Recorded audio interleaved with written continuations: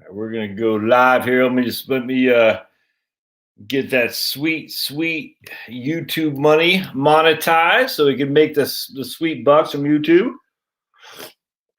I'll show you a couple bumper stickers while we're waiting. NRA. Oh my goodness, NRA. Don't tread on my gun rights. Vote freedom first. Vote early, vote often, everybody. Vote early, vote often. And tomorrow, we're going to be having Dustin Tibbetts will be joining us at 8 o'clock Eastern time. 8 o'clock Eastern time, 8 p.m. My man Dustin Tibbetts over at Jazz Wealth. And we'll just talk smack on each other. Big fan of Dustin. Dustin's a good guy. Jazz Wealth, Dustin Tibbetts. He's fantastic. I couldn't figure out how to get it on his channel. All right, let me just hold on. Let me make sure I'm doing what I'm doing so I can get that sweet YouTube George Soros money. Actually, I think it's Motley Fool now. I think Motley Fool is advertising because now that the campaigns are over, George Soros is back advertising for the Davos crowd, the Davos crowd. All right, there we go. And the World Economic Forum. Look, I can't stand the people of the World Economic Forum, and I can't stand Klaus Schwab. All right, our side needs to tighten up a little bit. I had a guy or a lady, I'm not sure, I forgot the name, but emailed me that because I had written an email to my followers saying I can, make you 500 schmackies just by following this link and open up a Schwab account. And I don't get any money from that. But you guys, it was pretty cool. Hey, this guy or person emailed me, don't you know Klaus Schwab? If you open a Schwab account, you're supporting Klaus Schwab. I was like, oh. I said, for the love of the good Lord, man, you can't. Our side can't be that nuts. Chuck Schwab is not Klaus Schwab.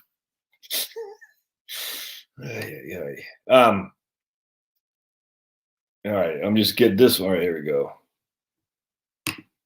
All right, look, just as an FYI, we have, and you can see this in the Marjorie Green Taylor MGT. They're going off on her like, she's worse than a stink on S. And yet they got a million nuts on that side that no one ever gets. They don't ever go after them. But for some reason, we got some lady who, oh my goodness, she's crazy. And yet you're looking at, I bet I'll never forget my man Barricade Garage. He does these skit is the funniest thing. I tell you, you got to follow this guy's channel, Barricade Garage. I don't even know this dude's first name.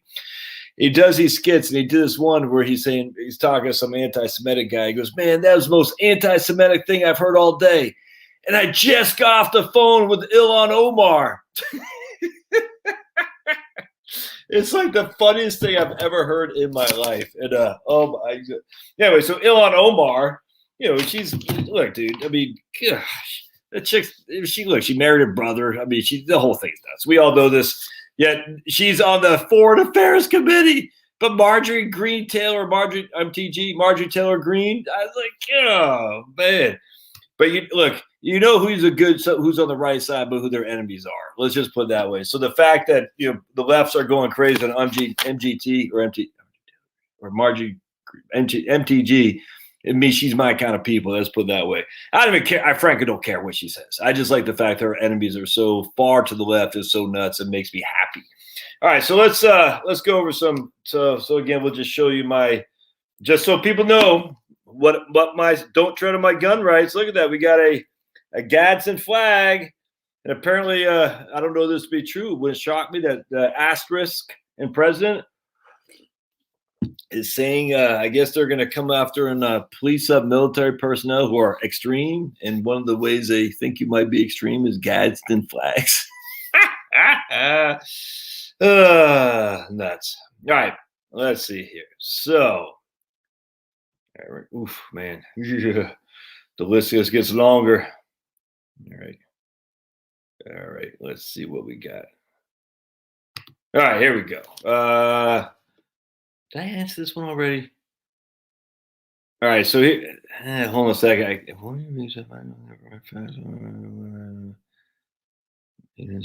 Okay. I don't think I answered this one. So here's my man Lon. In one of your videos, you said financial planning could prevent taxes on IRAs owed by beneficiaries by, okay, that's a long sentence. Okay, in one of your videos, you said financial planning could prevent taxes on IRAs being owed by beneficiaries of an estate upon the death of the owner of the estate. But unless I missed it in another video, you didn't say how the financial planning works. Okay. What does one need to do to avoid IRD taxes? So remember, IRD is income with respect to decedent. All right. Dress myself today. Oh, it is on Inside Out. Sorry, folks. Anyway, so the IRD, income with respect to I dress. I was wondering why I said I dressed myself today. I said, what?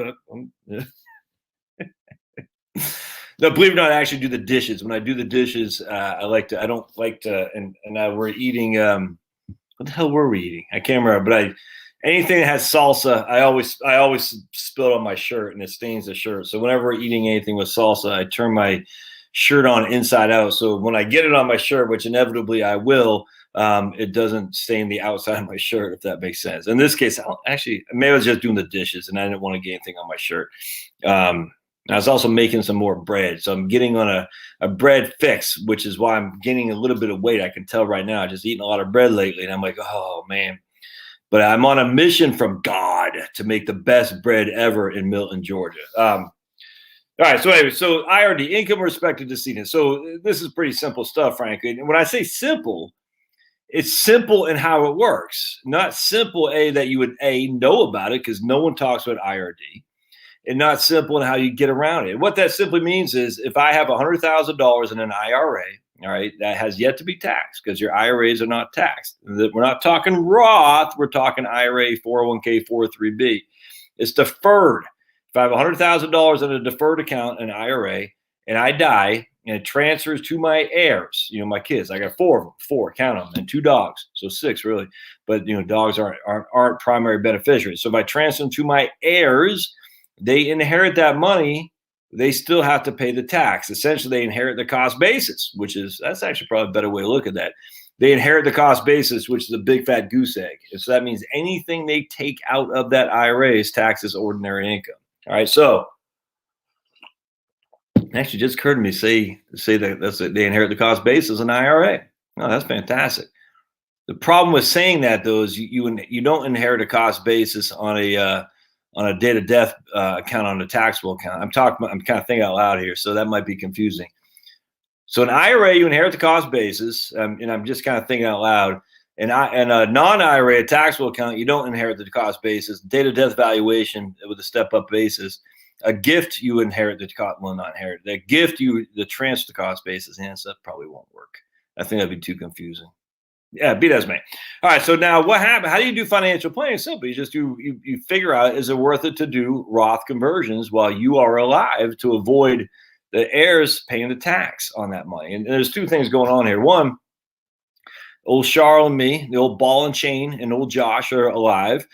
We have a child that's in a high tax bracket because she's a big YouTube star. She took over Heritage Wealth Planning, is making bank on Heritage Wealth Planning, or my kid or something like that. And I said, okay, well, Charlotte and I are broke. We don't have 2 nickels to rub together. So we're going to take distributions from our IRA via Roth. We're going to transfer those to Roth at our 0, 10, or 12% tax bracket. So that way Chloe or Maddie don't have to pay taxes on it when they inherit that, if that makes sense. So essentially, we're just looking at who's in the higher tax bracket. Me, as a senior citizen, not earning money, or they, my kids, when I die, they're probably in their primo earning years, if that makes sense. Secondly, you can also look too, if we're married filing jointly. So Charlotte and I are married filing jointly, which means immediately we get a higher standard deduction than if I were single. So just this goes back to my very first. I don't know if it's on this book or not, but anyway, my tax bracket, my Roth book, which I don't have it down there. Anyway, my Roth. What the hell is that? I don't know. My Roth IRA book, which I show you the difference in a single taxpayer versus married filing jointly. It's not just same as you double the income that's subject to a certain amount of taxation if you're married.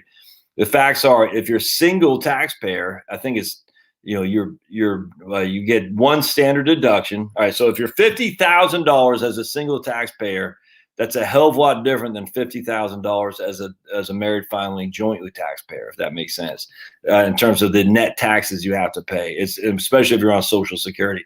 So the question is, can you take advantage of being married filing jointly as opposed to being a single taxpayer? So I kicked the bucket. Now Charlotte's a single taxpayer. Her tax brackets are going up, and her taxable income is going up, and her net taxes are going way up, even though her actual income went down. It's crazy. So I talk about that in my book, The Tax Bomb in Your Retirement Accounts. All right, part 3 of this. I'm so unorganized here. I got books all over the place and just notes and geez Louise. All right, here we go. Part 3 of this. All right, so let's say we're going to go to $200,000. All right, so we got $100,000 in a taxable account and $100,000 in an IRA. All right. So we have this $100,000 in a taxable brokerage account, $100,000 in an IRA. And let's just say we're charitably inclined. We want to give $50,000 to a charity. So we want $150 to go to kids and $50 to go to charity. Unfortunately, what most people do, and it's absolutely wrong, is if this is in a cash account of some sort, a bank account, this one right here, this is the money they'll go to charity. And that's wrong. That's wrong. That's 100% wrong. The money that goes to charity should always be in an IRA. This should always be the money that goes to charity. If you're going to make a gift at death, a bequest at death, you should always bequest a specific amount from your IRA to a charity. 2 reasons for this. One is your charity will receive that without having to pay income tax. All right. So if you give on that case we just talked about, we have $200,000 net, and we're going to give $50,000 to an estate, to a charity. If we give $50,000 from an IRA, that means $150,000 will go to your children, and only $50,000 will be taxable as income. A fact. If we give $50,000 from your brokerage account, that means $150,000 will go to your heirs or your kids, but $100,000 of that will be subject to income tax. Fact. And on top of that, never talk about the step up in basis and all that too. So good financial planning can really help that. Secondly, if you're charitably inclined, you might want to be given while you're alive too anyway from your IRA under the QCD rules, the qualified charitable distributions, which you can actually give money, your RMDs, directly to a charity. It doesn't come to your account, so you don't even get a 1099 that you get to file and take a deduction off. I don't want to get too deep in that. It's fantastic. There's lots of good ways that you can do charitable planning and actually increase your net estate that you leave to the heirs. All right, so we got, let's see here.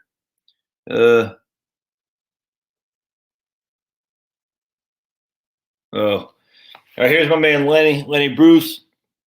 He says, I'm going to ask a question that no one's talking about. When the pandemic hit and all those people lost their jobs and are still unemployed, what happens to Social Security? When you have 10 to 30 million people out of work, are they still paying their Social Security from their unemployment checks? Just a thought. What do you think? Yeah, I mean, that's the big problem now. We have, in fact, we just got the employment numbers today, which came out. I don't know, see if I can find them. They came out pretty bad, actually. I think we only had 49,000 jobs or something like that. Yeah, that's not good. That's actually quite bad. The unemployment number went down because another 500,000 people are quitting looking for work. Crazy. Yeah, I was reading my man Brian Westbury over First Trust, and I try not to be. I don't know. I mean, I he's always optimistic, but he thinks there's going to be 6 million jobs created this year. 6 million, which would be the most on record. It still put us well below where we were to start the not the pandemic, the reaction to the pandemic. I don't get it, man. It's weird. So he thinks, and Brian Westbury leans right. I mean, it's just a fact, but he thinks there's going to be 6 million jobs created in 2021. I don't get it, which would be the most on record in any calendar year, which would still be, again, I think 1.5 to 2.5 million below where we were to start with. But I mean, I don't get that, especially when we started the first month of this year with only a net 49,000. That doesn't. We'll see. We'll see. And that maybe that's me with my anti-asterisk president being political. But how do you, like my man Lenny was saying here, how do you lose all these jobs and just, hey, turn on the switch, everybody back to work? Doesn't make sense. I just don't get it. So anyway, if you have 30 million people paying less than Social Security, that's a big effect on Social Security. That's a fact. And, when I used to talk about Social Security, I said, you got to look at the Social Security, the trustees report. There's 3 different places they use when they ascertaining when they think the money will run out in 2034. They have an intermediate, which is what they use, a low, intermediate, and high.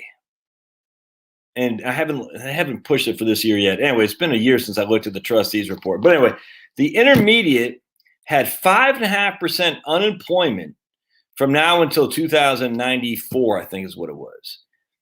The high had 6.5% unemployment, and then the low had 4.5% unemployment. Yeah, that's what it was. So the intermediate had 5.5% unemployment consistently between now and the next 75 years. And that's the number that determined that we're going to run out on the trust fund essentially by 2034.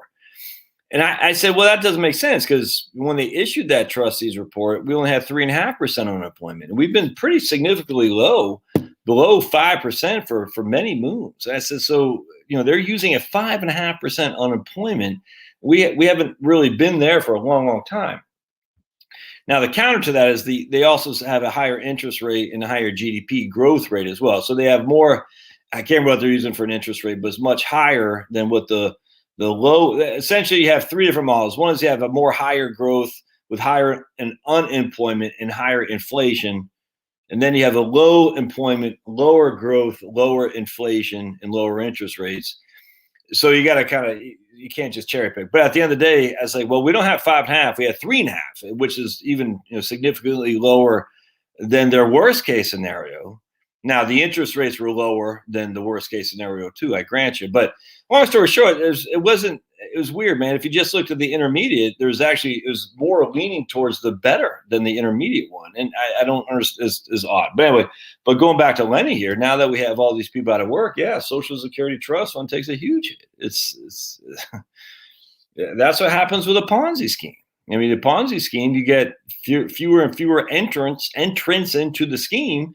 You still got to pay out to the people who were in the scheme earlier.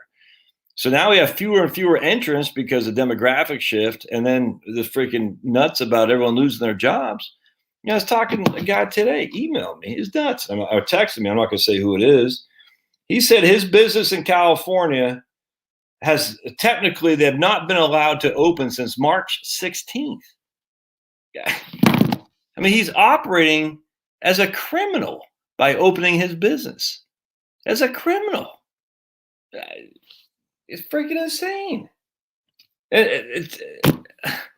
Anyway, so all by design. I'm telling you, it's all by design.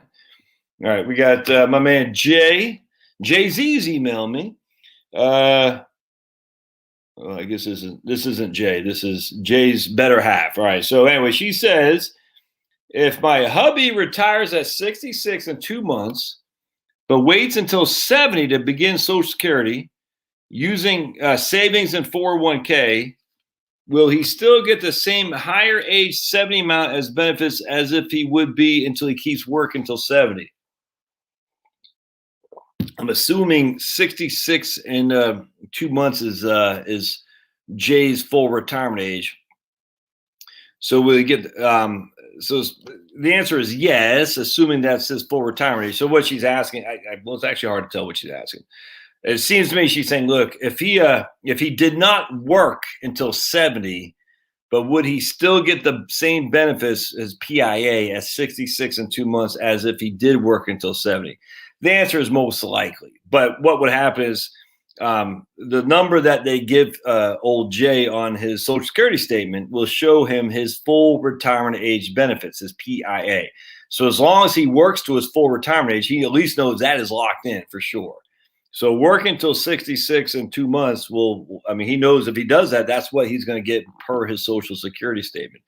We're not even talking about delayed earnings credits here either. But if he continue to work till he's 70, he actually might get a little bit more because some of those earlier years might be replaced by some higher earning years in the latter time. So if he made some, freaking crappy money when he was 32 years old, and that's part of his 35 years of index earnings, and now he's making big bank at 68. That 68 big bank will replace his crappy earnings at 32, which would give it a little boost, not much, but a little bit. So the answer to her question is that as long as he works to his full retirement age, what he sees on the Social Security statement will be intact, but it could be a little bit more. I doubt it'd be much though. All right. Harry's here for our Mandarin. I said mandolin. Our Mandarin lesson.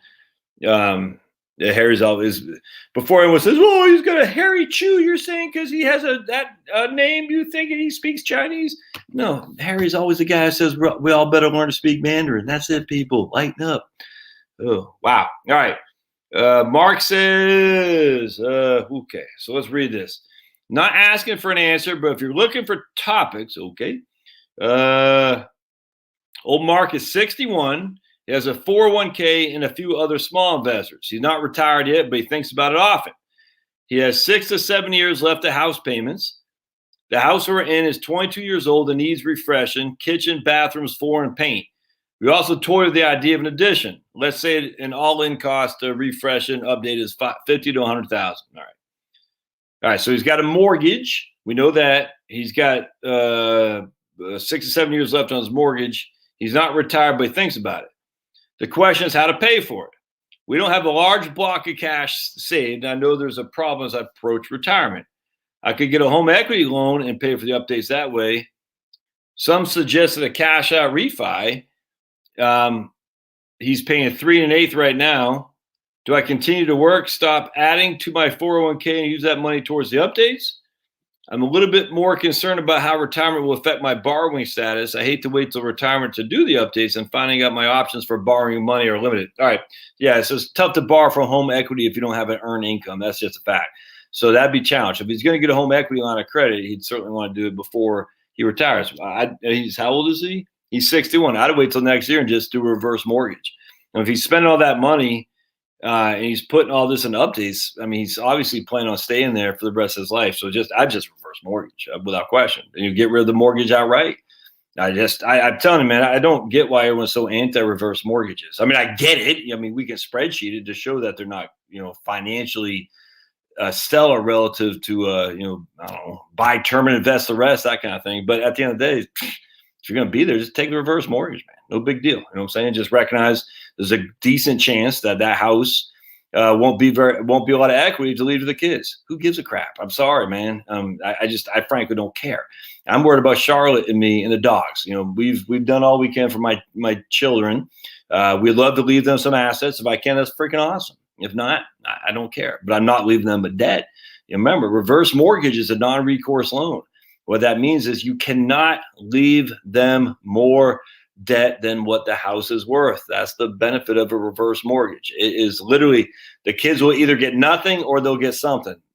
But they won't owe. They won't owe. I think the idea of a reverse mortgage it needs to be revisited in the vernacular, because the idea of, I want to leave my children a house. I get it, 100%. 100%. I'm sorry though. We want to leave our children a house while you're eating ramen noodles. No, screw that, man. So on top of that, we don't want you to have debt. No reason to have debt. So in that case, if I'm old Mark here, I'm reverse mortgaging. Now I don't know what his equity is. I have no idea. Remember, reverse mortgage is based on your age. All right, it's based on the equity you got in your home. All right, so in this case, I don't know, he might get 43%, 42% of his equity. So if he had, $300,000 of a fair market value, and he still owed $50,000, he might be able to, he'd probably be able to get away, roughly 80,000 or so. I think he'd have to do that number. I just don't know, but that's what I would do. All right, so let's keep going here.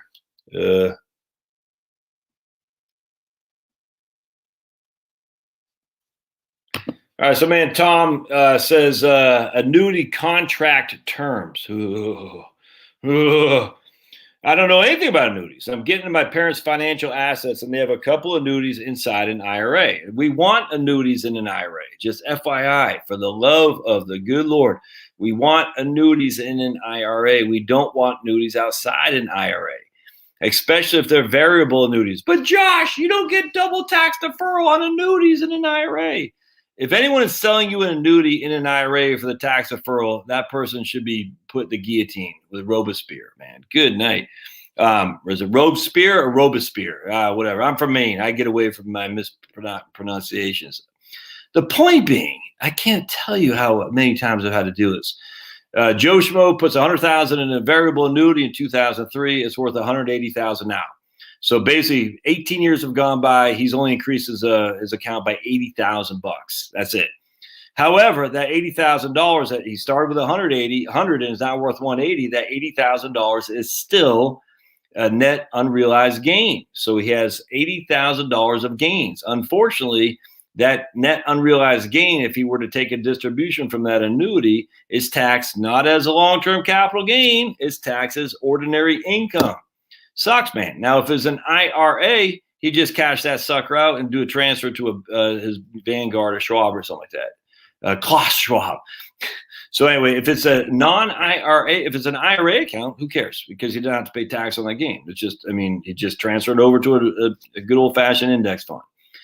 If it's a non-IRA, he can't do that unless he does what's called a 1035 exchange into another annuity. But then we're right back to where we were, trying to avoid these annuities, if that makes sense. Now, there are annuities that are cheaper today. I get all that, but frankly, the older annuities actually have more bells and whistles than the newer annuities. So I would tread very, very cautiously before I did a 1035 exchange from annuity that I took out in 2001, 2, or 3 to a brand spanking new one. I think you're leaving a lot of benefits on the table to do that. Don't do that.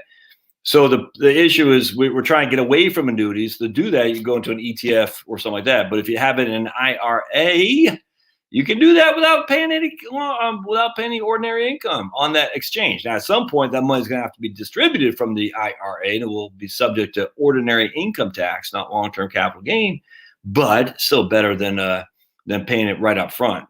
So you want an annuity in an IRA. All right. So, and he says, I know, dumb, right? No. So Tom is calling his parents dumb for having annuities in an IRA. Negative. As the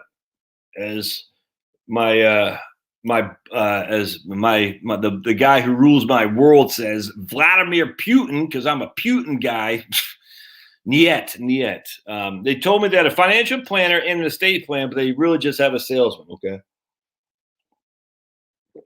I want them to get out of these annuities with the least penalty. My dad has a terminal illness, and I want to cash these out while they're married, filing joint.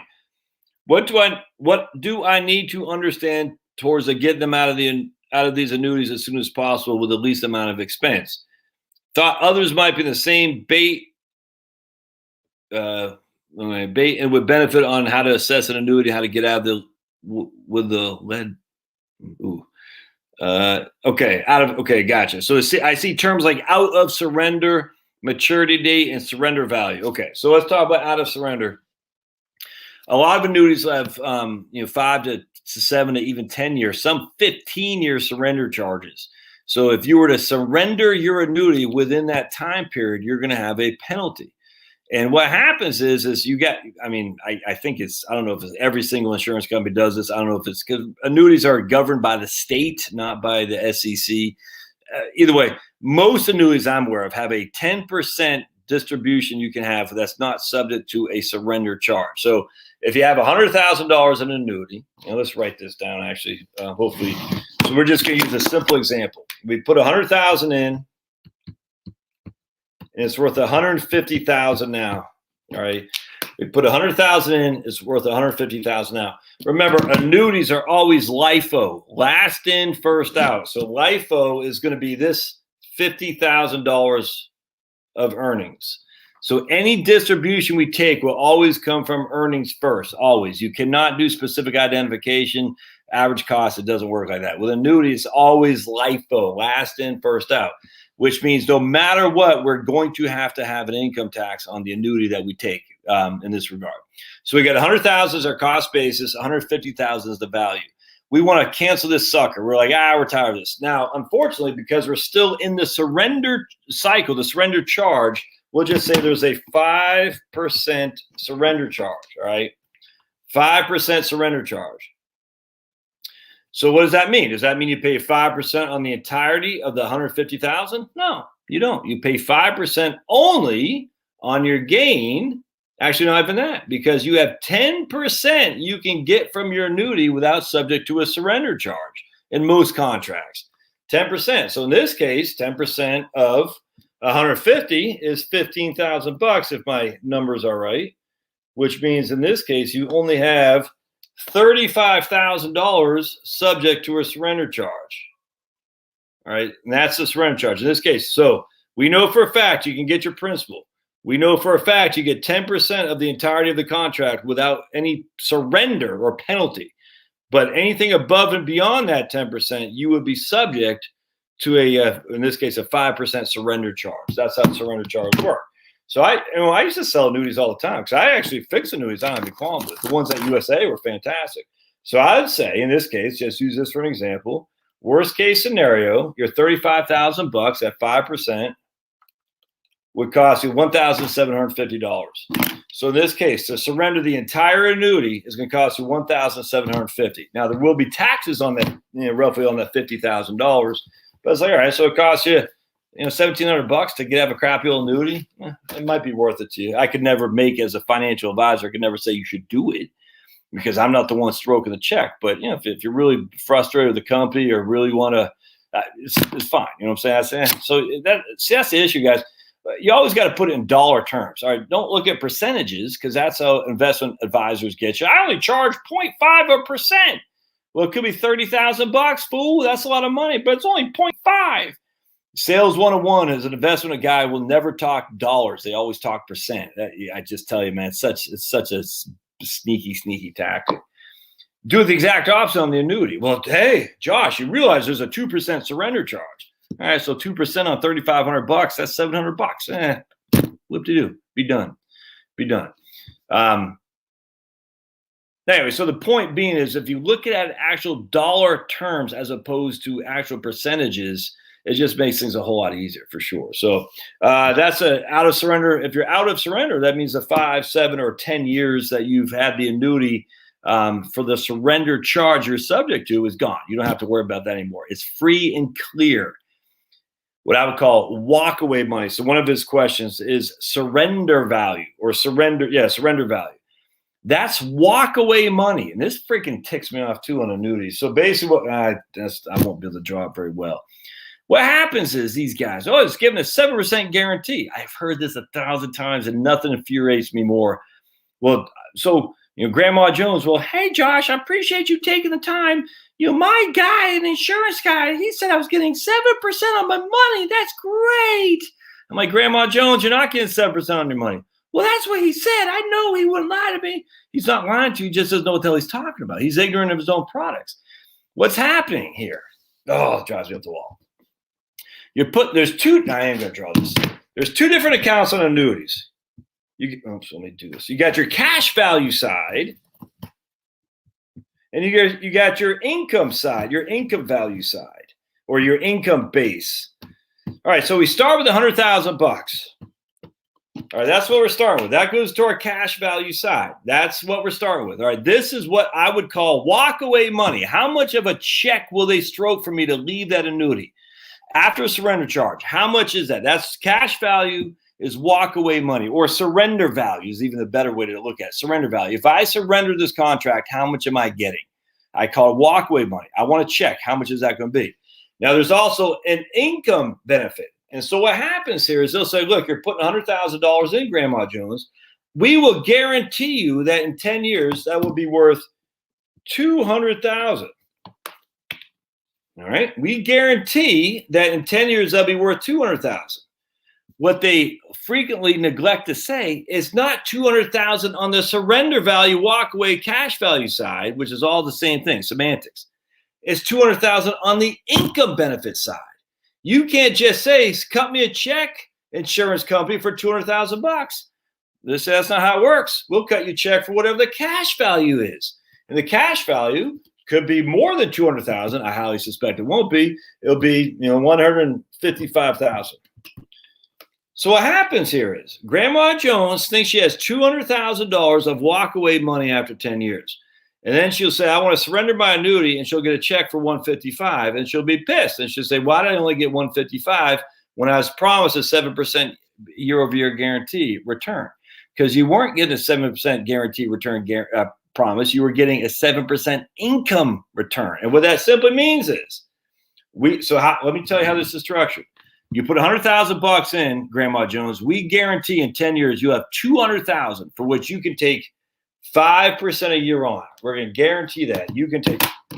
See what I just did right there? See how I did that? Thankfully, I have my shirt inside out. Yeah. One time I had this great. One of my favorite shirts of all time is a polo. And I was doing a seminar someplace in New Jersey. And same thing, I had one of these markers, and I got it right here, just a black mark, and I could never get it out. And just made that shirt. I was like, man, that's like my favorite shirt. Happens all the time. Clumsy like that. Anyway, so what happens is they'll say, we'll give you 7% a year guarantee, and in 10 years it'll be worth $200,000. But what will happen is you can take 5% a year off this, or 10,000 a year guaranteed. Right? So in some ways that's not a bad deal if you're trying to take it for income. It's a horrible deal if you're trying to get investments though, because in this case you only got a $55,000 return on $100,000 investment over 10 years. That's horrible. And the reason it's horrible is because the fees are so damn high.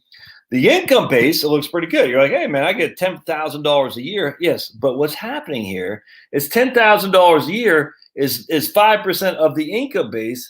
But how much is that of the cash value? It's a hell of a lot more than 5% a year. So what's happening is as you're taking this money out each and every year, this amount is shrinking and shrinking and shrinking until there's no more. There will be nothing left to your heirs. Now, you will always get $10,000 a year, all right, until you die.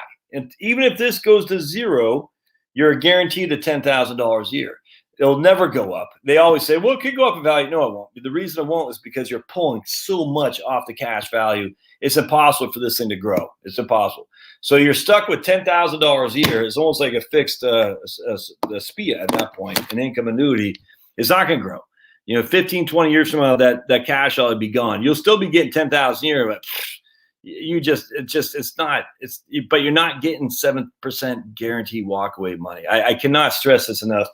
So walk away money, surrender value, and I hate to say it's cash value and surrender value because cash value might not be the same as surrender value if you're still in the surrender terms. But man, yeah. And I'm not even a Ken Fisher guy, by the way.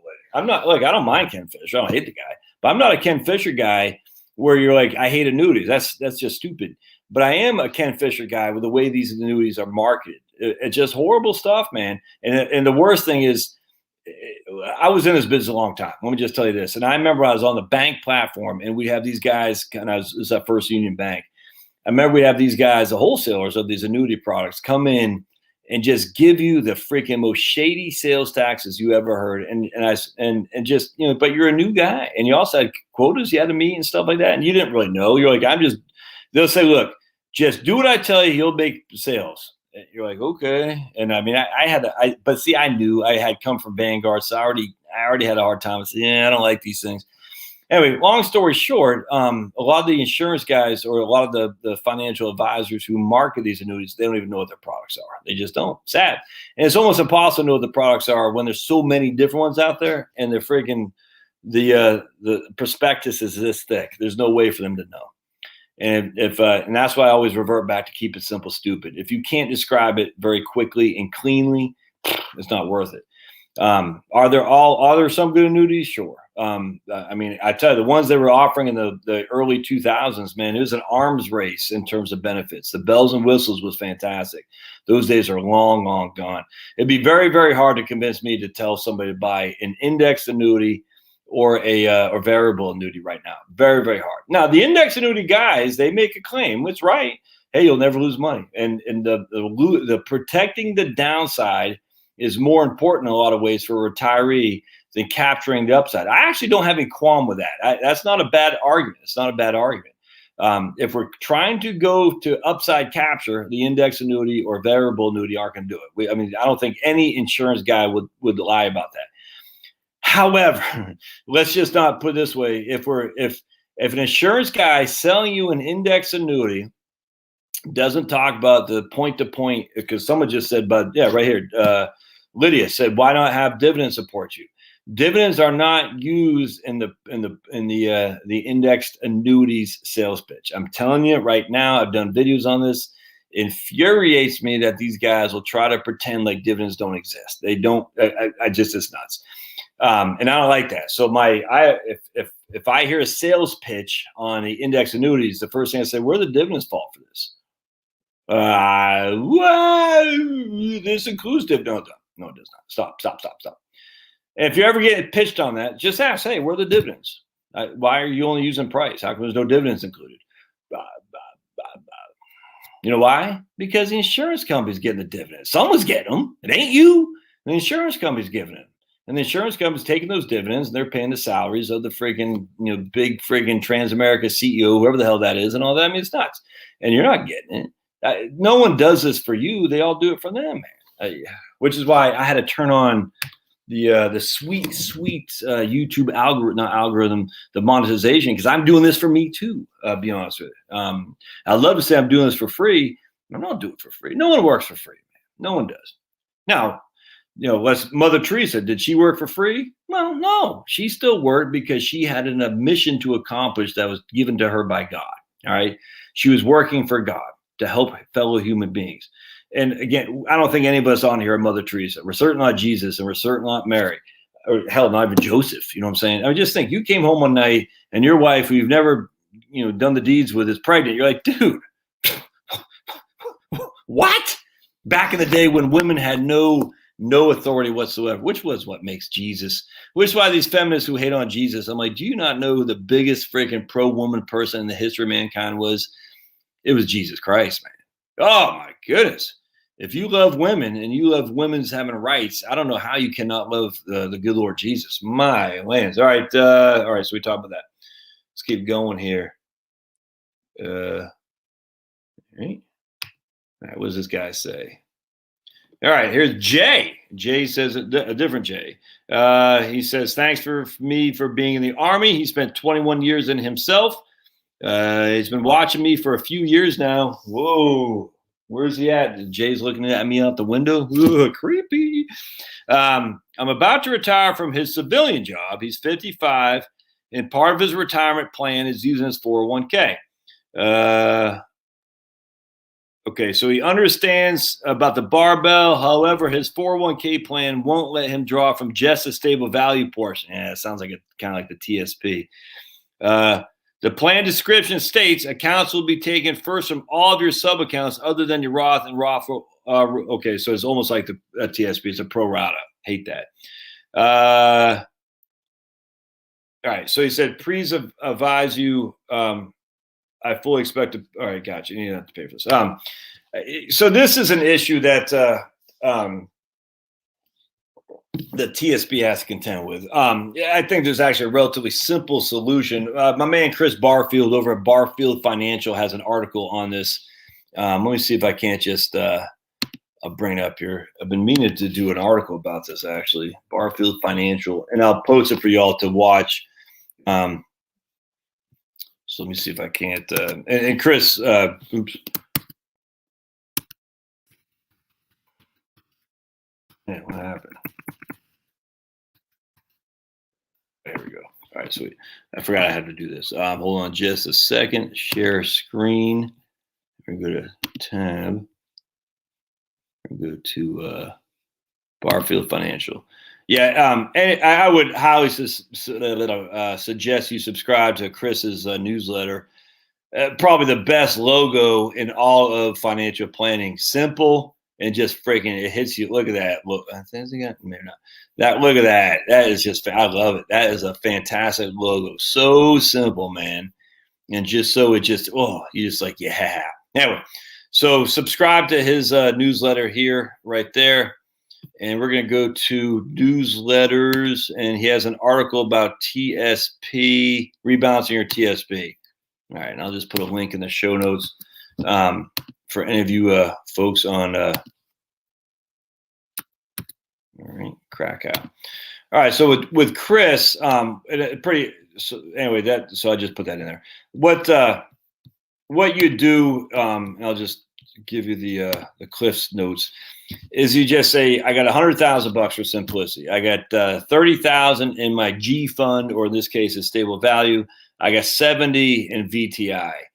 All right, so I know I can't just pull it from the G fund. I got to pull it from 70% from VTI and 30% from G, which sucks. So what I do is I just move everything over to G, and it depends on if there's fees or anything like that on your portfolio. And I take everything from my G, and then I put 70% back into VTI. It's a hassle. I don't know why you couldn't do that though. And the same thing with a TSP. Just okay. I'm gonna put everything for a couple of days. It'll be out of the market. It'll be over the G fund. Pull what I need from the G fund, and just put that percentage back into the C. It's a hassle, but that's how you do it. Hope that helps. No big deal. Oh boy, do we got all right, good night. We got, let's put this guy, block user. Hey, getting trolled, man. All right. All right, here's my man Eli. I have 700,000 mutual funds. My house is or he always asks us, I don't know. All right, so and it looks like he's at a Mets game or something. I don't know, but he's got 700,000 mutual funds. His house is paid off. Can he retire? He's 37. All right, so you all can answer that for right on. All right, there we go. Good. There's no way to know that. All right, here's Suzanne. Thank you for my channel. I've learned so much. Please sign me up for the newsletter. Can you make a video about what to do with an inherited IRA? I'm 58, close to retirement. I'm single, will have a pension. So Suzanne is available, fellas. She's 58. She has a pension. She's single, and she's going to inherit some smackers. Oh, yeah. I want to avoid IRMA. I know tax will only go up in the future. Any suggested about inherited IRA? Do I take a hit and withdraw ASAP before Medicare? I have no heirs, not interested in preservation. I want to enjoy the money. Yeah, absolutely. I mean, I don't know how much the inherited IRA is, so I'm hesitant to say sure, because if it's $8,000 million, that'd be tough. But you would want to, I mean, yeah. She got 7 years to go, so why not just take it in 7-year increments? It won't quite be 7 years, because the IRMA will look at you once you're 63, what your income was at 63, Suzanne. I would just take it over 7-year increments and just be done with it, frankly. But I don't know how much it is, and I don't know what your other income is. You do say you have a pension, but that's really all you can do. You just have to. You're going to have to take it out, and if you only take out the required distributions, that puppy could continue to grow. And now you're 65 and 70, and that sucker's worth a heck of a lot more than it was when you inherited it. And now you're knee deep into Medicare, and you're probably gonna have retirement accounts you got to take out from as well. So then your IRMA is going way high. And old asterisk and chief is gonna say, we want more of that money, Suzanne. So I would just think about it like a 5 to 7 year plan. Just bite the bullet and be done with it. But again, I don't know what it is worth or what your tax bracket is. I don't know, but that's what I would do. Hope that helps. All right, so let's.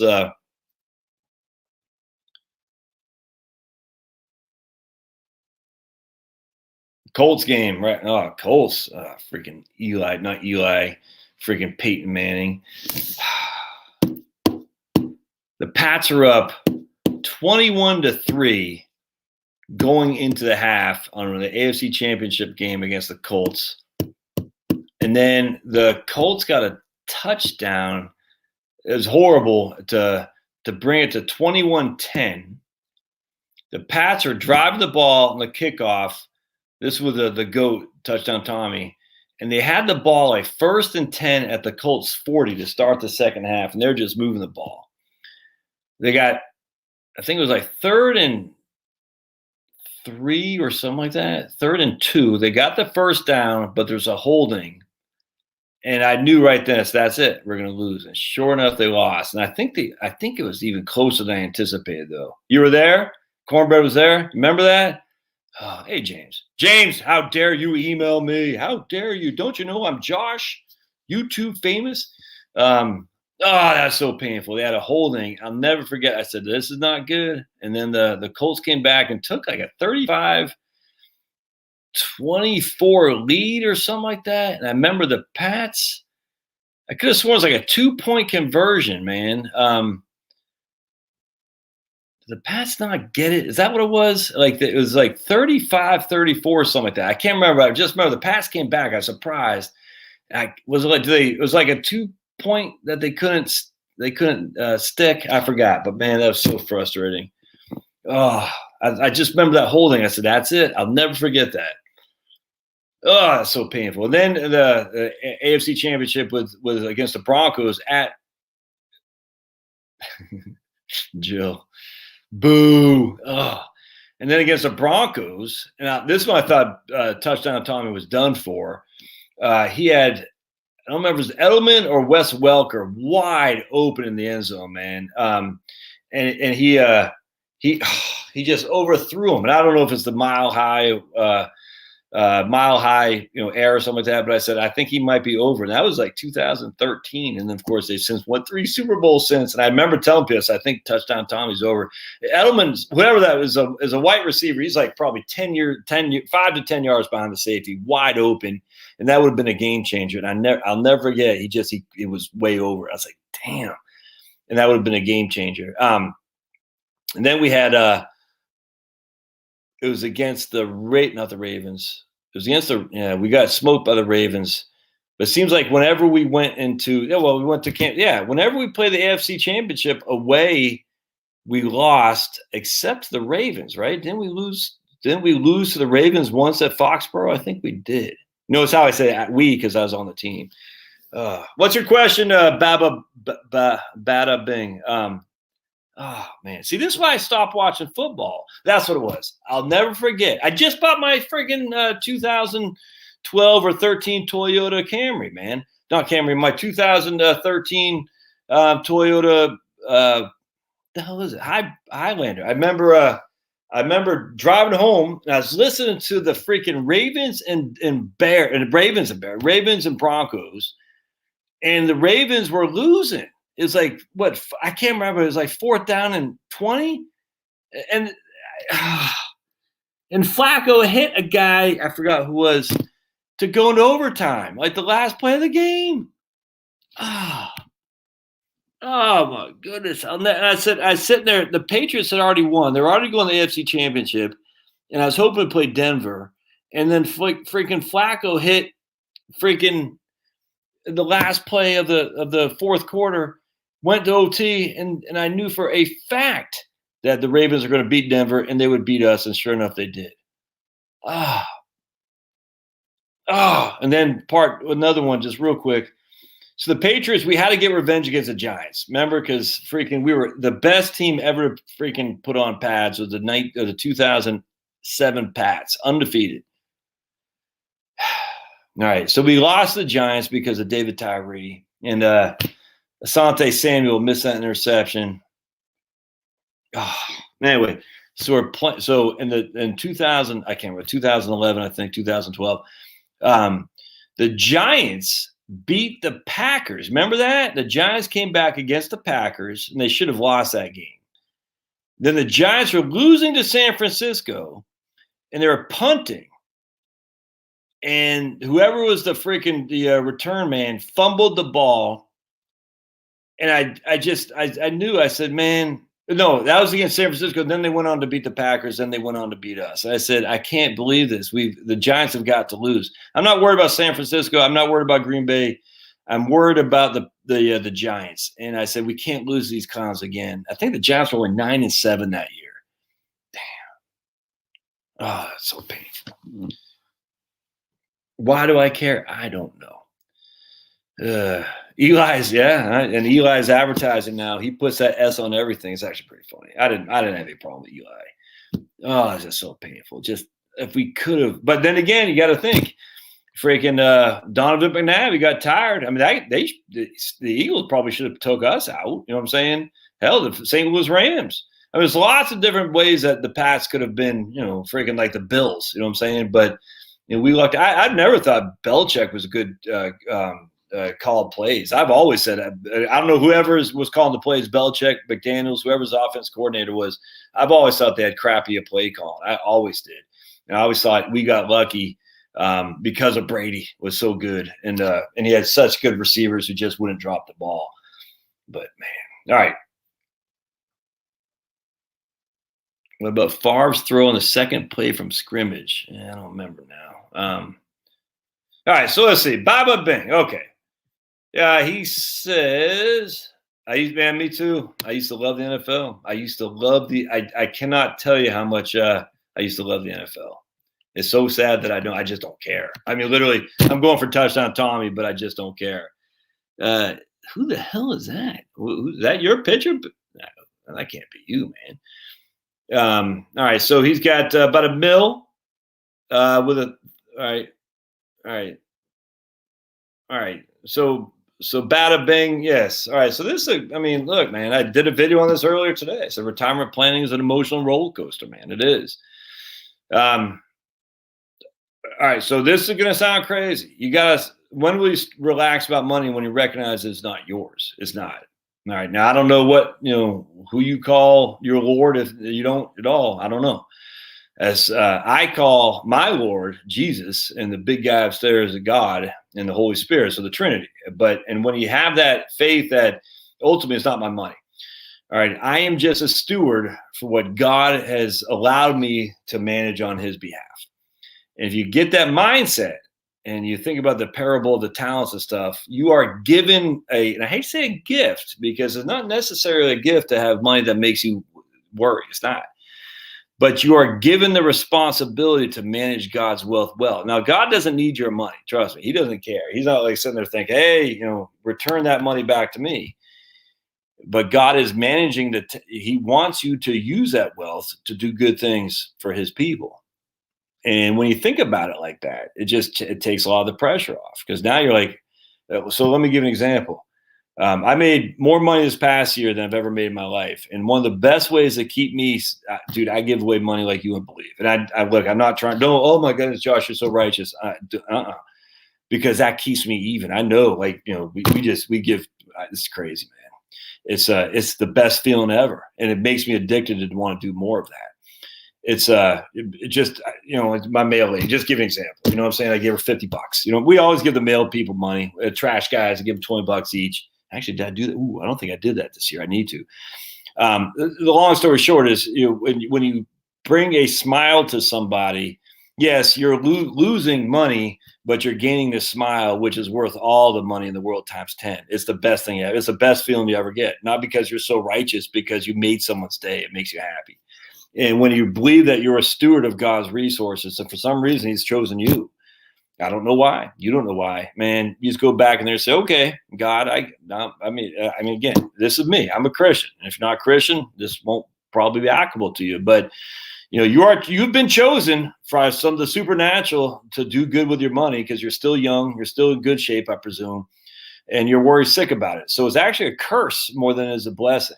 So what we got to do is we got to turn that frown upside down, turn that curse into a smile. And the way you do that is start giving.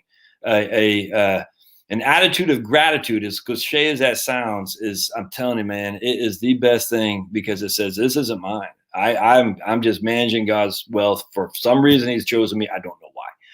I'm going to share with you guys a book.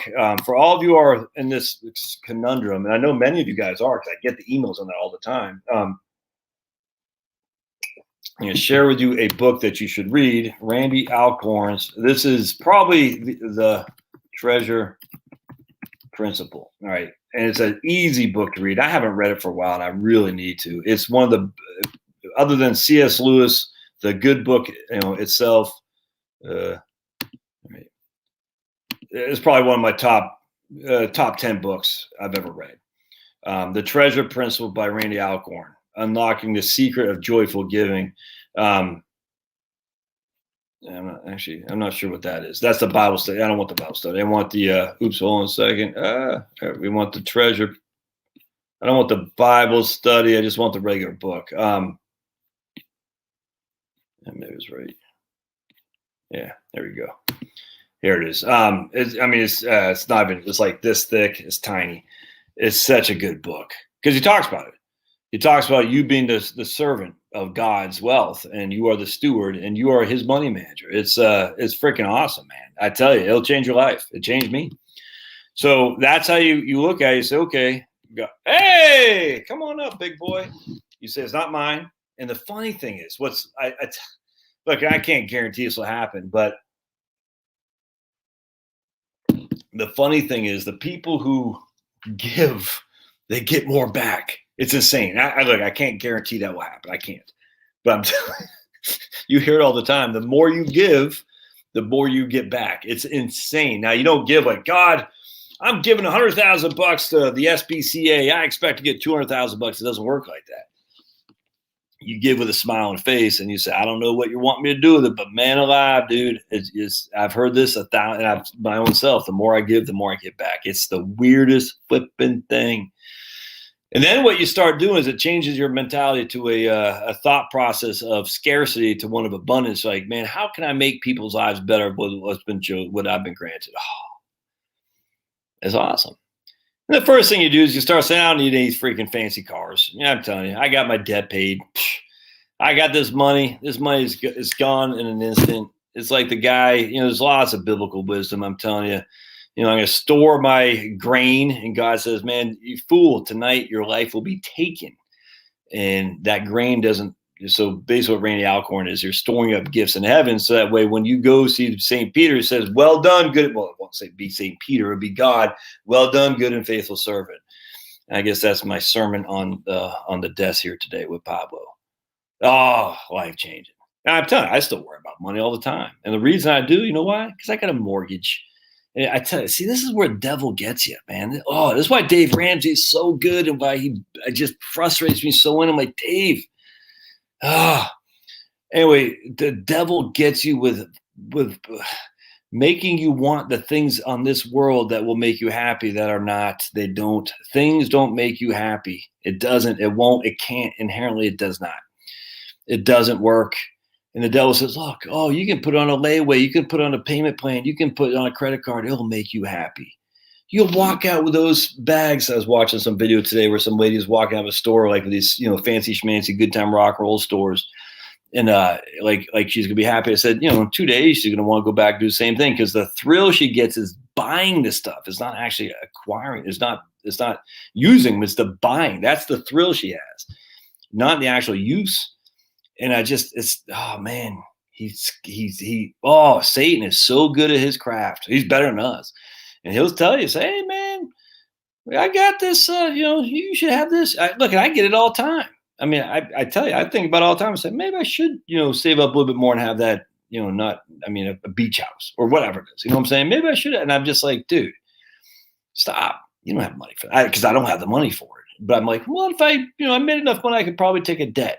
Oh, that's evil thinking, man. I'm telling you, that happens all the time. I'm like, man, yeah, man, I made pretty good money the last couple of years. I bet I could get a loan easily and take a debt on and buy a condo or a beach house or something like that. That's bad thinking, man. That's bad thinking. If you can do it with cash money, it's fine. You know what I'm saying? I don't think God's up there yelling at you. How dare you buy this? And if you do it a little bit too ritzy, he might be like, what's up with that? But I don't know what God's thinking is. I just know at the end of the day, he certainly doesn't want you taking debt and becoming a slave to that. He certainly doesn't want you sitting on money and worrying about it. He doesn't want you to do that.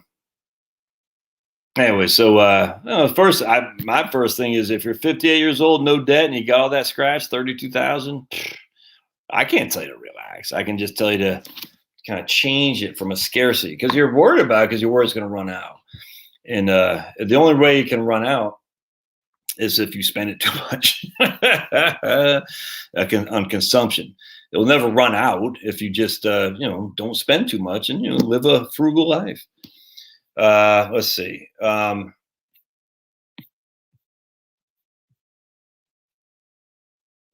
debt is awesome. Yeah, man. Oh yeah, James, I tell you, man.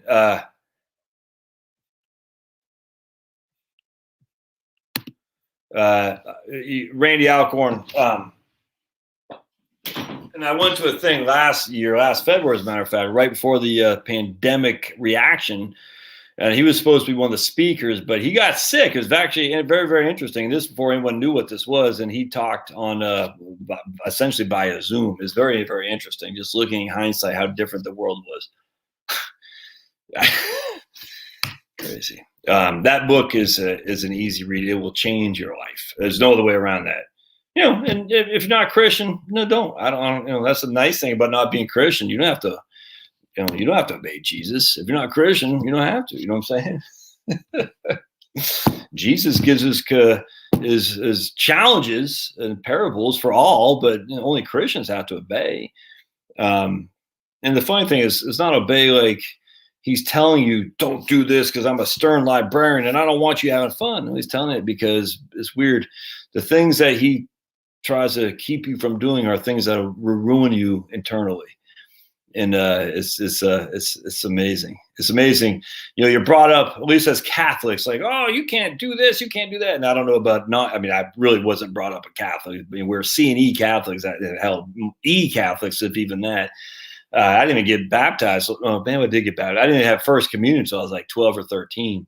And I've never been confirmed. But anyway, it's just the whole Catholicism is basically you can't have fun. You know what I'm saying? How dare you? And it's interesting because I don't look. People do what they got to do. At the end of the day, who draws more people to a love of Christ is the people who are stern and like, don't you dare laugh, or people are just hey man, I'm taking it as it comes, and I'm laughing about it, and it's all kind of rolls off your back.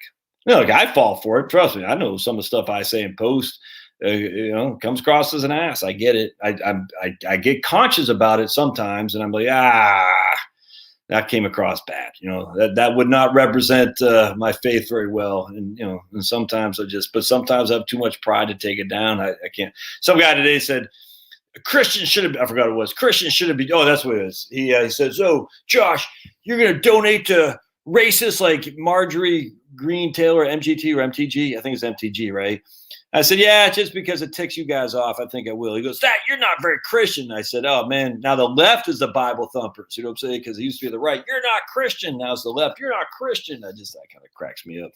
It is fun. It's fun to be on the side of freedom where you're like, we have been so, the right-leaning Christians have been so abused in the mainstream for so many years. At this stage, we're just like, please, you can do whatever the hell you want to do. Just leave us alone, please. We're not pushing our agenda on anybody.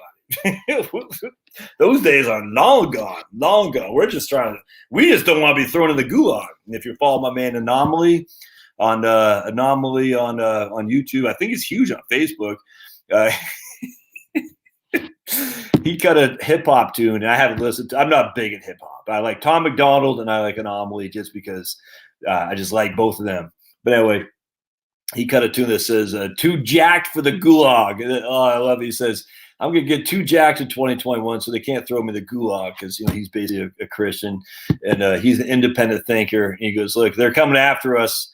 But I'm gonna get too jacked for the gulag. It's funny, but it's true in a way too. The way to stay out of the gulag is make sure you can't be beaten down by a bunch of SJW types. So it cracked me up. Too jacked for the gulag. I love it. All right, so a couple more here. We got Kevin. Who says, "I haven't seen on your channel. What are your feelings of Social Security leveling?" Okay. Yeah, I don't feel like really getting into this. This is way too complex. It's just for one guy.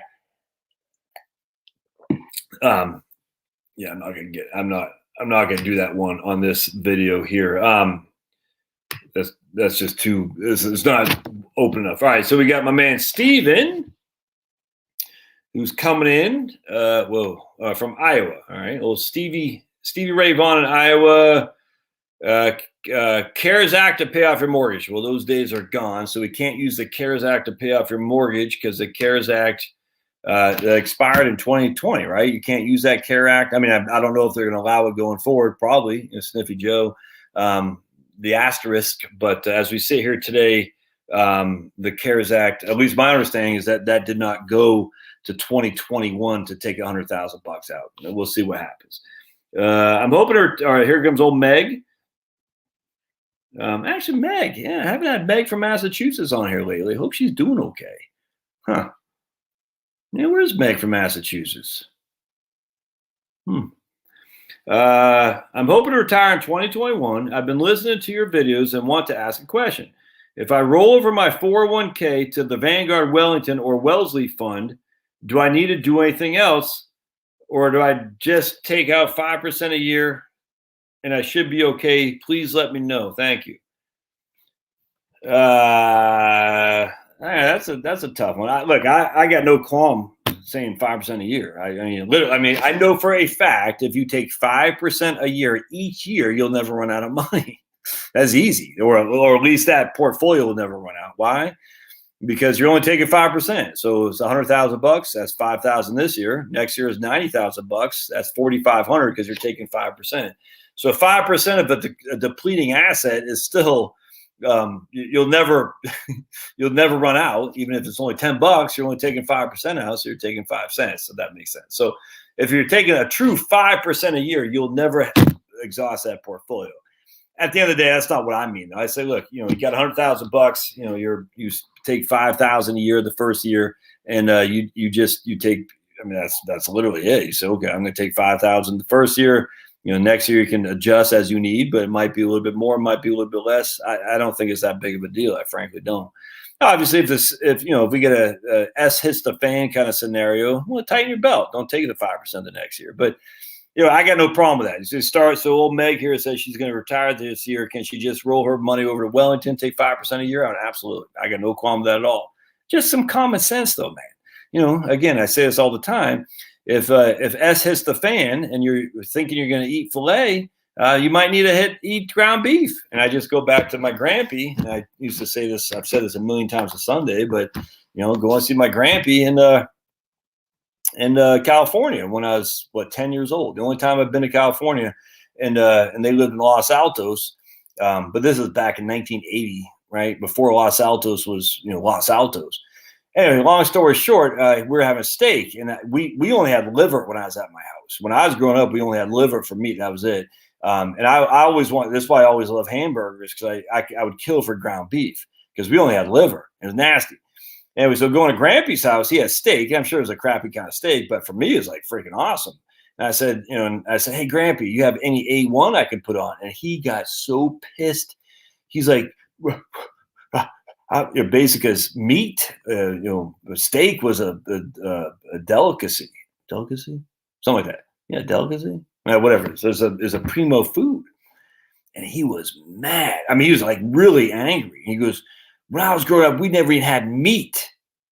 Not even ground beef, not even liver. We didn't have meat. And you want to ruin the meat I'm providing for you with A1? I was like, I'm just 10 years old, dude. I'm just trying to ask for some A1. But the point being is that we have human beings aren't stupid. We're resilient when we need to be resilient. This whole thing like, 4% safe withdrawal rate. I'm like, it's just dumb. Look, I'm not saying it's dumb. I'm saying the idea of that sacrosanct is just stupid, man. Humans are resilient people. It frustrates me. So I said to old Meg here, and I said, Meg, you got $100,000, take 5,000 out the first year. See what happens the second year. If you want to take $6,000 out and the market has gone up, by all means. If the market has gone down, well, maybe don't take 5,000 out. I mean, just whatever. But situation dictates. Every single year, we'll review this and whatever, man. You might find out you spend less than you thought. I don't know, but it's a good place to start. Absolutely. And don't forget, the 4% rule doesn't work now. All right, so can we stop with this? My man Dougie Fresh sent me an article today from Bogleheads, and these guys are all arguing about it's like sitting there thinking, these guys just love to argue. And I'm like, about the most stupid stuff, 4% safe withdrawal rates and stuff like that. I'm like sitting there thinking, for the love of the good Lord, man, go outside and plant a garden instead of spending all this time doing this. My goodness. Because the 4% rule doesn't work now. I mean, it doesn't. Doesn't mean it can't, but just the structure for how the foundation of the 4% is completely gone. It's gone. So to argue that the 4% rule in today's days is like as if that has any viability, it doesn't. It just does not. So stop with it. If we're truly going to use that safe withdrawal rate, I think it's like either 2.6 or 3.2, depending on what bond rates you're using. It's not 4%. So there's no 4% safe withdrawal rate. It's done. Those days are over. It's over. Now, I would argue the whole point about the 4% rule is still to begin with, the idea that you're going to spend each and every year the same on a linear basis until you die. It's silly. There's no evidence of that. Part two, it doesn't give you the resilience that people have when markets go up and down. People tighten their belt. Wow, crazy, Josh. People tighten their belts. That's shocking. Nuts. And part three of this, and even Kitsis would say this, Michael Kitsis, I think he said the average withdrawal rate you could have taken out and not run out of money was, I think it was like 6.5% or something like that. So if on average you took out 6.5%, 50, or is that the median? Maybe that's the median. I can't remember. But either way, we'll just say it's the median. 50% of the time, maybe it was the average. Maybe it's 50% of the time you had money and 50% of the time you had no money. Maybe that's what it was. That'd be the median, right? I can't remember. Anyway, be it as it was. It was 6.5% or something like that. Is that if you took 6.5%, 50% of the time you still had money left over at your death. 50% of the time you had no money left over at your death. That just goes to show you. So 4% versus 6.5, and 6.5 says 50% of the time you still had successful retirement planning. Hey. It's almost like there's a industry that wants you to be fearful to spend less, so the industry can make that sweet, sweet money off your fear. Interesting. It's almost like they have products to sell that can alleviate that fear. All right. Mike says, my wife is 51 and he's 55, so his better half. They're planning to retire in 3. I'm having a little issue with Social Security Administration. Oh boy. She's a Missouri teacher and will not receive any benefit upon her demise. Sounds like she has the GPO, the government pension offset. I don't know if I should take it out early or wait till I'm 67. Yeah, Mike's a government employee in Wallace. I bet his wife is a teacher. That's what I'm predicting here. Let's see if she says it. He does not say if his wife is a teacher, but I presume she is. Yeah, it did. Oh, she's a Missouri teacher. Yep, there we go. All right, so she's a Missouri teacher. Hey, buddy. So she's going to be dealt with a GPO, which means she will lose all of his Social Security. I'm not as anti. Oh, good point. GPO and WEP as some people are. Some people think is bad. Other people, I don't necessarily believe it's bad inherently. If you didn't pay into Social Security, and you instead, because your teachers union or your teachers district was using that money instead to fund to your pension, you shouldn't get Social Security, other than there are circumstances where the GPO and the WEP are I do think, unfair. But if you didn't pay into it in that regard, you shouldn't get it as a spouse. I mean, let's just put it this way. People argue all the time, well, how come spouses should get it that did not pay into it? And how come I'm losing my benefit? Well, because you're getting your own benefit. So let me give you an example. FDR, the brilliant tactician that he was, I don't like his policies, but the facts are, the reason they put Social Security for spousal benefits or survivor benefits was because most women work at home. And they said, the husband's going to work, get Social Security. Well, we want the wife to get rewarded essentially for her labor, which is in the house, if that makes sense. And that totally makes sense to me, 100%. And, given that my wife has worked on and off since we've been married, she's been married for 22 years, this big old lump of coal. She paid, there he is. Hey, buddy. All right. So anyway, so that's what FDR says. So a lot of the teachers will say, well, it's not fair that Charlotte should get a benefit if she didn't pay in, but I can't. Well, you are getting a benefit. You're getting your own benefit for the teachers union or the teachers district or the school district because you paid into not Social Security, but you paid into your own retirement through the teachers. So your argument would be different, would be actually the same one that people would say, what some people say, the woman going in the workforce is actually hurting your Social Security, which is true. It's absolutely true. A lot of times it's better for the woman. It could be the man, but generally speaking, it's the woman who stays home to raise the kids. Maternal, right? Oh my goodness, I'm so offended. I'm sure I'll be banned for saying that. Don't care. Anyway, the issue is at the end of the day, what happens is when the woman goes into the workforce, and if she's not making that much money, it does actually negatively impact the overall household Social Security. Not by much, but it is some. That's a fact. Anyway, so what's happening here is that Mike, his wife, his better half, is actually working in the workforce as a teacher, and she's going to pay into the pension and not Social Security. As such, she's going to draw a pension instead of Social Security because she didn't pay into Social Security.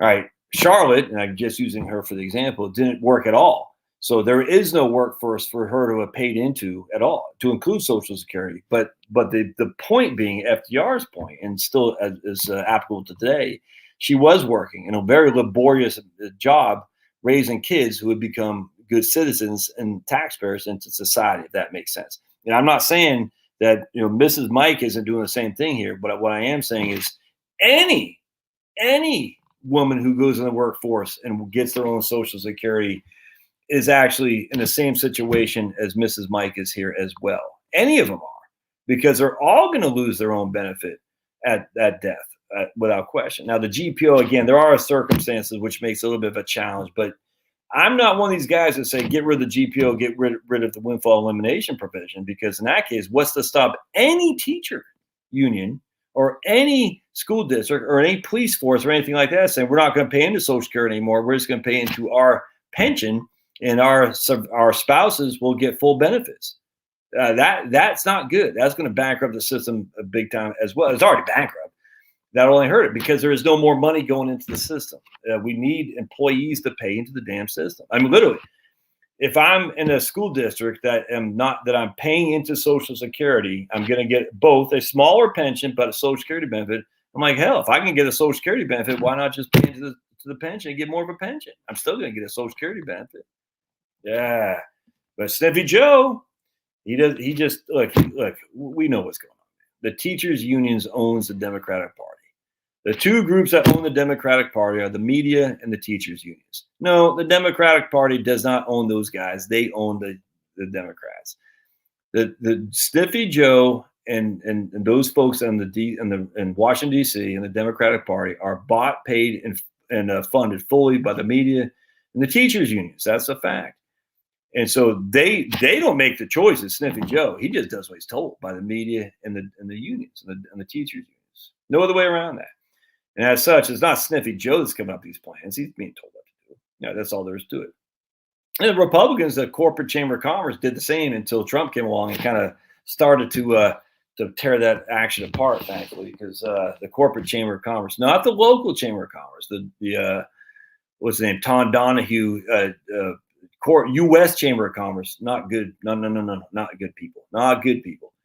Your local Chamber of Commerce is fine. That's a Main Street. The Wall Street is a corporate Chamber of Commerce, and there's a pretty far alignment with those guys in the Republican Party, which Trump slowly but surely started to take apart. Unfortunately, there's still a lot of Republicans who love that sweet Chamber of Commerce money, and from big corporations, and they don't want to lose it, and they know they're going to if we go to a more populist Main Street organization. Anyway, so in this case, because she's going to lose his benefit because of GPO, and that's where it does get a little bit of a problem for me. I get that. Yeah, he should take it at 67. I mean, hell, he might even, I don't know about 62. Taking it at 62 is one of those things you're just looking, is it better to take it at 62 or 67? I think 67. So no real reason he should wait till 70 that I can see, but certainly, I don't think I'd take it at 62. All right, let's do a couple more here, and then we'll call it a day. All right, so we got Ken. I have a bond fund in my 401k, and it says 12% for the year, as if, okay, 12% for the year. This is, he got it. Okay, so he emailed me this on Christmas. So we got 12% growth on the bond fund. That doesn't make any sense having a bond return that. Yeah, it doesn't. So, oops, what happened? It doesn't. I mean, it makes sense, but it will all be given away once. I mean, so again, there might be people here who are new to the channel. Bonds, there are the most simple math in the history of mankind. All right, this is the par value, mature value. All right, so what's happening with a bond is literally this simple. You're issuing at par, it's 100. It's going to mature at some point at 100. In the interim, you get 3% a year. So if you got 12% on that bond, the only thing that would tell me is that new bonds are being issued much less than 3%. I probably should do it like this. New bonds are being issued at 1%, which makes the value of this bond that's paying 3 go up to 112 or something like that. So what's happening is just the interest rates have gone down, which means new bonds are being issued at a much lower interest rate than what your bond is paying, which inherently makes your bond more attractive, which is driving the price of your bond. But that will go away. I mean, it's going to go away. It doesn't, it's not, you're not getting 12% perpetuity, and certainly not compounding. It can't be. So that bond you will have losses to offset that bond at some point. It's just that simple. People like to say, well, it's a mutual fund. It doesn't matter. Mutual funds invest in bonds. They all do the same thing. There will be a reckoning for bonds. There's just no other way around that. When, where, how, I don't know. But they can't pay 12%. And if they're paying 12%, their coupon's only 3%. Inherently, they're going to have to give up that 9% difference. So 12% is what they're paying. They only paid out 3% in a coupon. That's a 9% difference there. That 9% will go away. It might not go away in 1 year. It might go away incrementally over 9 years, but it is going away. And so as such, we know for a fact that 12% was a very fleeting gain. It wasn't ever, it's a gain. You got it. It shows your portfolio for sure, but at some point it will go away for sure. All right. What are you doing there, big boy? We'll take Christine says, more Pablo, please. No, she doesn't. But I don't know where your brother is. Where's brother? Yeah. Oh, yeah. I love you. Look at that guy. Hi, underbite. Look at that underbite. Love that guy. Christine, if you have $1 million or more in tax-deferred accounts as well as a pension, but you do not have a lot of cash, should you still do Roth conversions if you have to pay tax from tax-deferred accounts? Many articles say do not do it if you don't have cash available to pay the tax. Yeah, yes, I know that's a lot of people say you should never do conversions if you have to pay the tax from your tax-deferred accounts.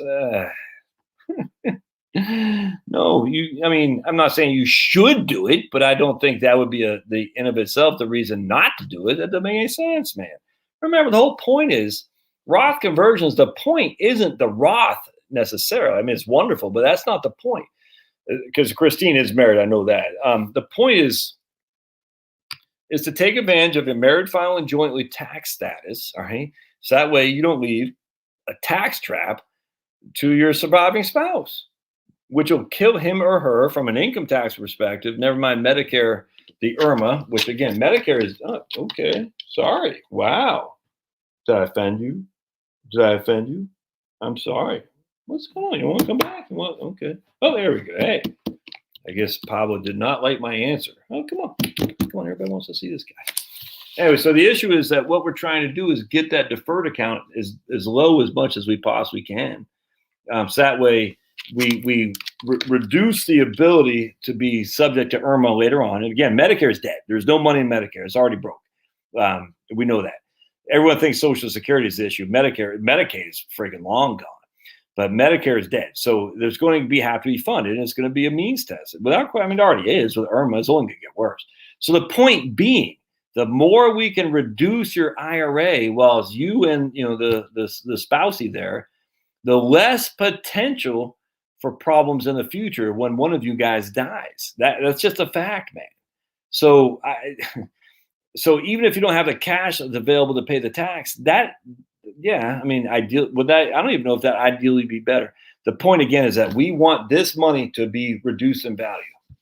If that means we have to do a Roth conversion and pay taxes from the IRA, that's fine with me. It really is. Situation dictates. We got to be careful there, but don't let that say, oh, I can't do Roth conversion. I don't have cash. That's stupid. And I don't mean Christine stupid, but that's just, that's weak sauce in financial planning. Everyone's going to be different. You run your numbers. It might not be worth it. Yeah, it might be worth it. I don't know.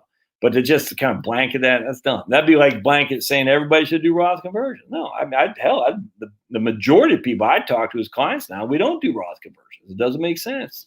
It doesn't make sense. But there are some that make sense, and they should be doing Roth conversions ASAP. And even if they have to pay the taxes from their pre-tax accounts, well, that's do it, man. I mean, just do it. Like what's his name? Tommy Collin would say on Nike, just do it. If you got to sacrifice something, man, it's worth it. As he became rich and successful beyond his wildest dreams. It's amazing. You get benched and then you claim victim status. I was just reading today a kid in we've got to stop rewarding victim status, people. It's crazy. So I was just reading today, if you read Powerline blog, as you should, let me share it with you actually. This will piss you off. That's another kid screaming bloody murder to all right, so we're going to show you this right here. Who just, they need attention. Actually, I do think it has something to do with the lack of testosterone in the country now. I think men, I don't know what's going on, but men have this, there's lack of testosterone, and I think it's really, really decimating men. I do believe that. Young men. I think men my age are not really that subject to it, but I think there's a lot of young men who are of a serious lack of testosterone is hurting them. So here's defund the bastards. A few days ago, a student at the University of Minnesota created a sensation with an Instagram story in which he described being terrified by an encounter with racist police in which he narrowly escaped with his life. This guy says, police violently and brutally racial profiled them. And he said, I was returning back home and I saw there was a police car. Instinctively, a couple thoughts rushed to my mind. I'm a brown guy. I don't want to be. So I took off my mask. I took off my cap. I made sure that if anything happened to me, they were able to see my face. I'm brown. I don't want the racist white cops coming after me. Anyway, I immediately turned the corner around 5th and 12th and saw sirens going off. Immediately, they pulled up on both sides and cornered me where I couldn't escape or speak. The cop got out of his car and asked me all sorts of information, but the only thing he could say was, what did I do wrong other than the fact I'm brown? There were 2 cops behind me, hands on their guns. I had my hands up, was struggling to find the words I'd always thought. If I was ever in that situation, but all I could think of was one sudden move and I'd be shot. I was able to show the officer my ID at the university, saying I was a university student, just trying to clear my mind by taking a late night stroll, but they wouldn't believe me. After multiple questions, they turned off their lights and they left me alone. No apology, no explanation, no nothing. Just me, mentally and emotionally tormented with an experience that will last a lifetime. Who could question this guy, by the way? I mean, he must be telling the truth. There's no reason to make up something, would there be? Now, after having some time to think about this, to process it, to come to the senses that this thing I'd hoped would never happen to me, it did happen. It was brutal. What if there's another black or brown man not able to prove their identity? Or maybe they were in the wrong place at the wrong time. What then? We can't keep sending our police as a solution for our students' safer community safety. If anything, that was the most traumatic thing I've ever experienced from these people who are supposed to be there for me. No, defund these bastards. The student had a call to action. Call to action. My story won't be the first, it won't be the last. But the story can be the change and catalyst to show that enough is enough. Our community is strong to enact the changes we want to see. We have to be the ability to ensure that BIPOC community members never have to fear going out, even for a walk at night. So many of you have reached out to me, showing me your love and asking how you can help. Now, here's your call to action. Send an email to the University of Minnesota admin and use your voice that we will defund these bastards. So the story elicits so many responses that the university department felt safety to respond by releasing the video of the encounter, along with a transcript of what you can see actually happen. And what you'll see is it's going to piss you off. It's going to piss you off. These cops were not, this guy just completely fabricated. The whole thing is, this is anti-white crap, dude. I'm sick of it, to be honest with you. I'm sick of it. You know, the cops are white. That makes them evil. Screw that. It's nuts. And this is where we've got to say, no more of this crap. And this is why Tom McDonald on YouTube is taking off, because he's saying, no, enough of this. And this is nuts. It's just like a racist guy who wants his 15 minutes of fame. And I'll put the link in the show notes. Watch the video. You'll get so infuriated. And this is from a guy who's seen cops act quite bad. give the coronavirus crap. And I'm seeing stuff in the UK, for instance, Ireland, where the cops are going on doing these TikTok dances and stuff while they're rubbing their faces in it of people who can't can't go outside.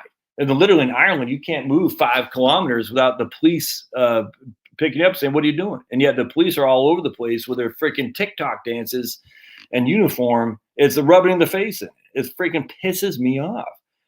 With that said, these cops that this guy called out were anything but what he said. We're nice gentlemen, without question. Farthest thing from racist, and it's just nuts. They actually thought it was a white guy they're pulling over. They actually said, you could hear it. They said, "You got a white male with a black hoodie, just like the robbery suspect was white male with a black hoodie." And it turns out he wasn't a white male. They thought it was a white guy they're talking to. And then when they found out he was brown, you should see they're polite as could be. And then the kid asked for a ride. The traumatized kid asked for a ride, and the cop said, "No, we got a robbery suspect out here. We got to find. We can't give you a ride." Sick of this crap. And the thing that ticks me off is that, as I said, why don't we? And this is what I posted on my community page. We got to find out these people's names and cancel them because they're racist fools. Sick of it. Racism is a two-way street too. Sick of it. And he just because a cop happens to be lighter skin and wearing a badge doesn't mean he's a freaking racist Nazi. And until we say, no, until these people are defunded, i.e. canceled, it's going to keep going on. You got to cancel these fools, man. You got to say, hey, whatever this guy's, Tom, Dick, and Harry, whoever's doing this for freaking they just want their 15 minutes of Instagram fame, they got to be shamed so they can't find work. Yes, that's what we got to do. Just like they want to shame Marjorie Taylor Greene, MTG. Yeah, MTG. We got to do the same to these guys. The Elon Omars of the world, the racist scum. The racist scum on all sides need to be called out and canceled. Cancel. That's what we got to do. And I'm sick of it, man. To be honest with you, it's nuts. And yet, unfortunately,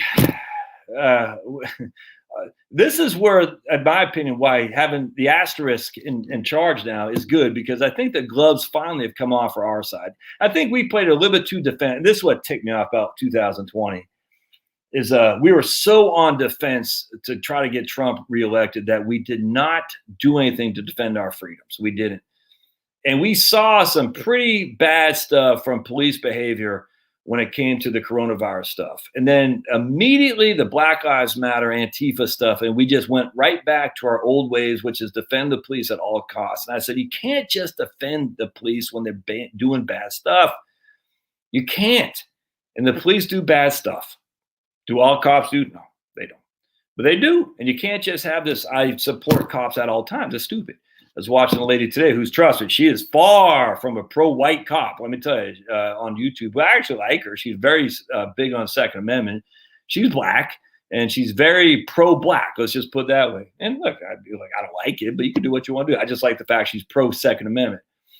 Anyway, she showed a video where these, well, she didn't show it, but she talked about where these cops were, just is horrible. A little 9-year-old girl. I'm like, you can't have that happen, man. You can't. So there's bad stuff on both sides. But what I'm saying is, it's always one direction. They always call out the cops, but they never call out the clowns, if that makes sense. And we need to start calling out the clowns. It has to be a two-way street. Point being is, now that our side, the gloves are off because we don't have to protect Donald Trump at all costs and just walk this. We can't have any controversy because we want to make sure Donald Trump gets reelected. Nah, I don't even care anymore. And you shouldn't care. And we should have cared in 2020.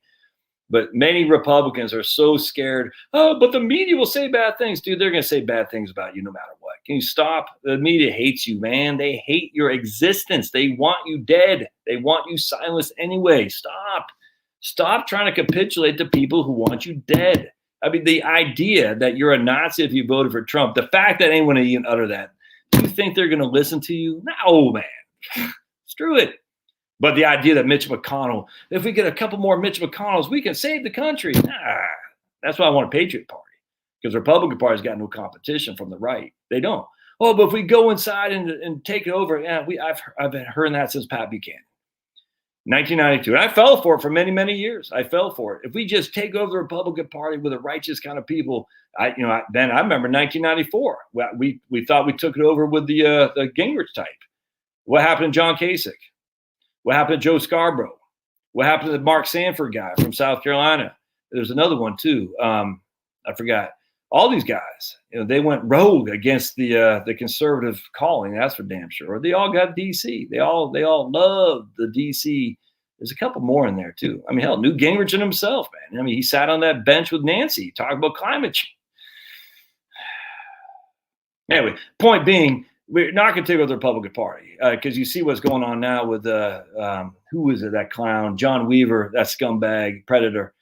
He ran McCain's campaign. I mean, this isn't just some small time potatoes, good time rock and roll Republican operative. He was big league. Steve Schmidt, big. They all ran the same thing. They all ran the same circles. They all ran predominantly Republican. Rick Will. These are all scumbags, man. Not good people. I don't want anything to do with these people. And as long as they're knee deep in the Republican Party, I don't want anything to do with it. Which is why we need the Patriot Party. But Josh, the Democrats are going to take over. They're going to advance the agenda. What the hell? What the hell's been happening for 40 years, man? I mean, it's nuts. I hear this all the time. Like, whoa.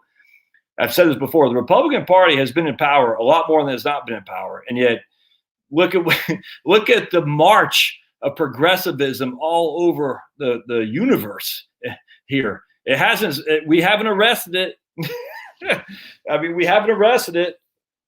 Maybe a couple of times we've stopped a little bit, but the growth of the progressive nuts has taken over big time, all under the Republican watch.